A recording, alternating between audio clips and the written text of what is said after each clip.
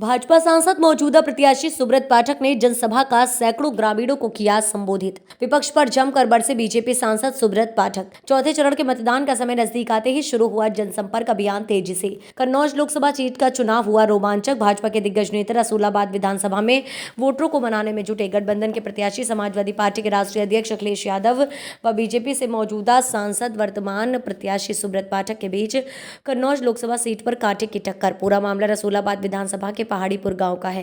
कमलेश भैया कुछ दिन शेष रह गए हैं, ऐसे में आपके द्वारा कवरेज की जा रही, क्या संदेश देना चाहेंगे किन गाँव में जनसभा का आयोजन किया गया? मैंने आज देखो ये क्षेत्र में अब जनसभाएँ ज़्यादा से ज़्यादा कोशिश करता हूँ, ज़्यादा से ज़्यादा जगह पर पहुँच जाऊँ, लेकिन लोकसभा का चुनाव बहुत बड़ा होता है, तो कहीं हम जाते हैं, कहीं हमारी टीम के लोग जाते हैं, तो सारे भारतीय जनता पार्टी के लोग, कहीं हमारे विधायक हैं, पूर्व विधायक हैं, सारे लोग अपना यहाँ के ऊपर लगे हैं, तो सभी लोग कहीं ना कहीं जाते ही हैं और हम सभी का बस एक ही उद्देश्य है, मोदी जी को फिर से देश का प्रधानमंत्री बनाना है।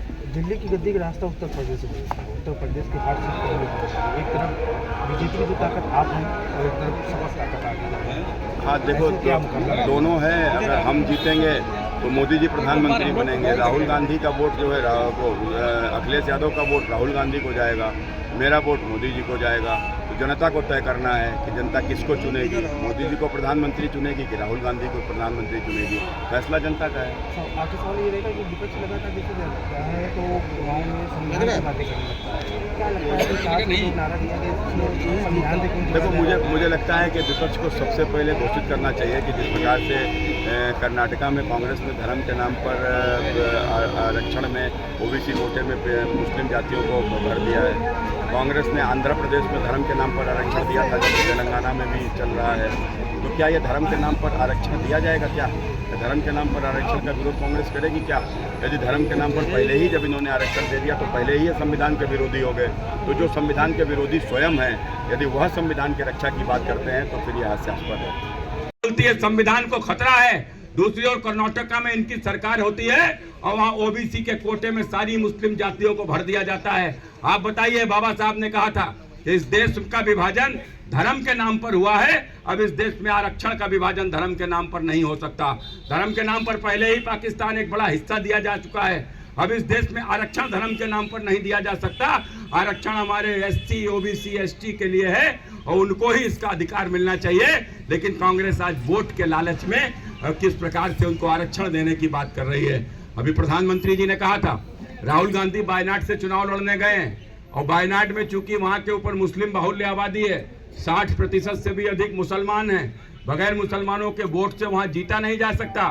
देश भर में मुस्लिम लीग कहीं नहीं है, लेकिन आजादी के पहले वाली मुस्लिम लीग उस वायनाड में है। मुस्लिम लीग के लोगों के साथ में समझौता हुआ है, गोपनीय समझौता हुआ है कांग्रेस के राहुल गांधी का, और उसमें कहा गया है कि यदि हमारी सरकार होगी तो हम एससी, ओबीसी के कोटे में हम मुसलमानों को भी आरक्षण देने की बात करेंगे। इसलिए मित्रों, प्रधानमंत्री जी ने कहा है कि कांग्रेस लिख के दे या समाजवादी पार्टी लिख के दे कि हम सरकार में कभी भी आए तो हम कोई भी धर्म के नाम पर आरक्षण देश में नहीं देने देंगे।